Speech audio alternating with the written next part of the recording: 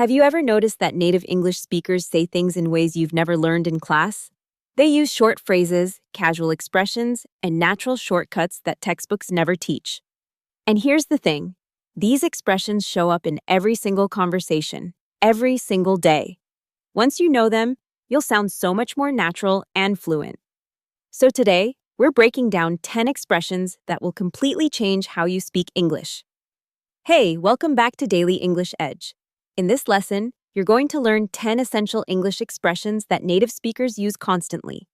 These aren't fancy or complicated. They're everyday phrases you'll hear at work, with friends, online, everywhere.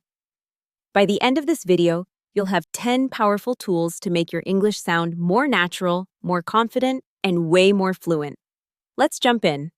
First expression is, that makes sense. This is how natives say, I understand, or I agree with you.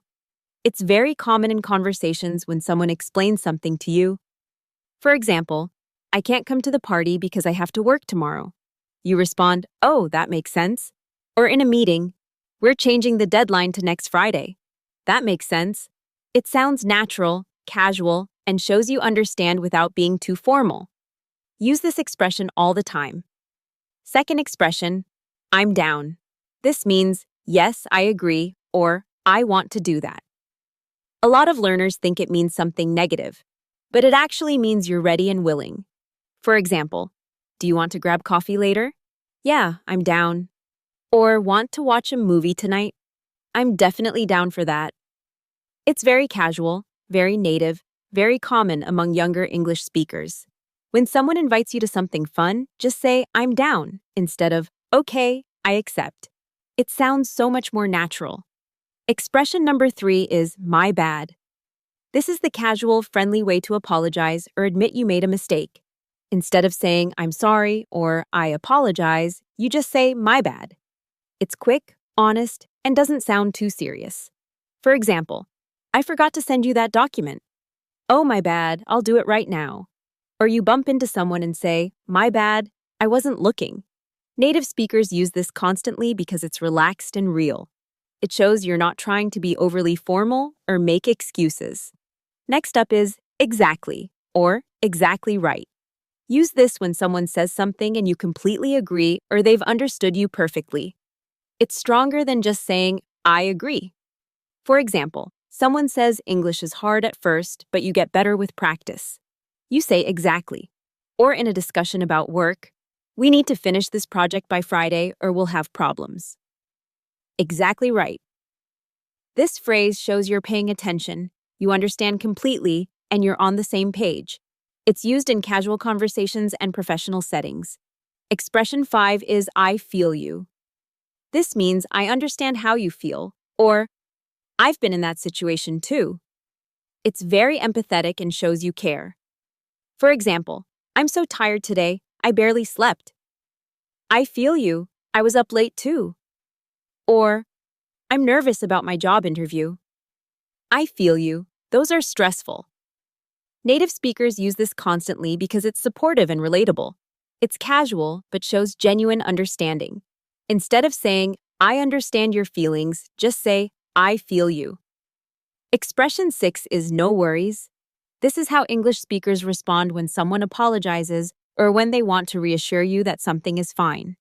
Instead of saying, don't worry, or it's okay, you say no worries. For example, sorry I'm late. No worries, we just started. Or I hope I didn't bother you. No worries at all. You can also use it to say you're welcome. If someone thanks you, just say no worries. It's so casual and friendly. Native speakers say this all the time. Expression 7 is actually 2 expressions, for sure and for real. Both mean you're certain or serious about something. For sure means absolutely or definitely. For example, will you come to the party? For sure, I'll be there. For real emphasizes that you're telling the truth. For example, that movie was amazing. For real, best one I've seen all year. You'll hear these everywhere, in texts, casual conversations, at work. They're quick ways to show confidence and honesty without sounding too formal. Number 8 is you got this. This is how natives encourage someone before a big moment. It means, I believe in you, or you can do it. For example, your friend says, I'm nervous about my presentation tomorrow. You say, you got this, you'll be amazing. Or, I'm not sure if I can pass this test. You got this, you're smart. This phrase is everywhere in English, on social media, in sports, in friendly conversations. It's powerful, motivating, and sounds so natural. Use it when you want to encourage someone. Expression 9 is what's up and what's going on. These are casual greetings that natives use constantly instead of hello or hi. They don't always expect a detailed answer. They're just friendly ways to say hello. For example, you see a friend and say, what's up? They respond, hey, not much, how are you? Or at work, you might hear, what's going on? With a wave. These are perfect for starting conversations because they're relaxed and show friendliness. Textbooks teach, hello, how are you? But real English speakers use, what's up? And finally, expression 10 is, I'm good or all good. Use I'm good when someone asks how you are or offers you something you don't need. For example, someone says, do you want some coffee? You can say, no thanks, I'm good. Or, how are you? I'm good, thanks. Use all good to say everything is fine or a problem is solved. For example, can we reschedule the meeting? Sure, all good. Native speakers use these expressions constantly because they're quick, honest, and casual. Instead of saying, I'm fine, thank you, just say, I'm good. There you have it, 10 essential expressions that native speakers use every single day. The best way to master these is to use them in real conversations. Pick one or two you like, practice them today, and add more over time. These small phrases are going to make such a huge difference in how natural and fluent you sound. If you found this helpful, please subscribe to Daily English Edge for a new English lesson every single day. Thanks for watching, and I'll see you in the next one.